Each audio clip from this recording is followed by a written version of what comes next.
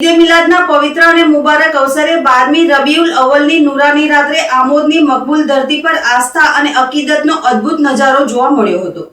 બારગાહે આલમે ઇસ્લામના સૈયદા અને ઉત્તર પ્રદેશના પવિત્ર આસ્થાના કિચોચા શરીફથી તશરીફ લાવેલા હઝરત સૈયદ અબુ બકર સિબલી મિયા અશરફીનું આમોદ ખાતે અત્યંત ભાવુક અને વહાલભર્યું સ્વાગત કરવામાં આવ્યું હતું।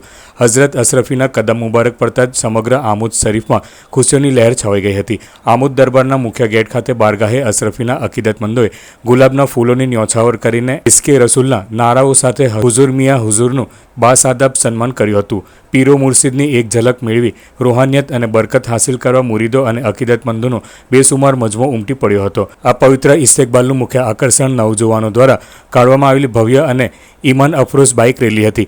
આમોદ દરબાર ગેટથી યુવાનોએ નારાએ તકબીર અને નારાએ રિસાલતના બુલંદ સદાઓ સાથે હઝરત અશરફીના કાફલાએ નૂરની આગવાઈ કરી હતી। આ પવિત્ર ક્ષણે અત્યંત રૂહાની દ્રશ્યો સર્જાયા હતા, જ્યાં નાના નાના માસૂમ બાળકોએ અદબપૂર્વક આગળ વધીને હઝરતના પાક હાથોને બોસા આપી દસ્તે મુબારકથી દુઆએ ખેર હાંસલ કરી હતી। ઈદે મિલાદની આ નૂરાની રાત્રિએ આમોદના ખૂણે ખૂણામાં મોહબ્બત, પરસ્પર ભાઈચારા અને ઇસ્લામી તહેઝીબનો એક મહાન પૈગામ રોશન કર્યો હતો।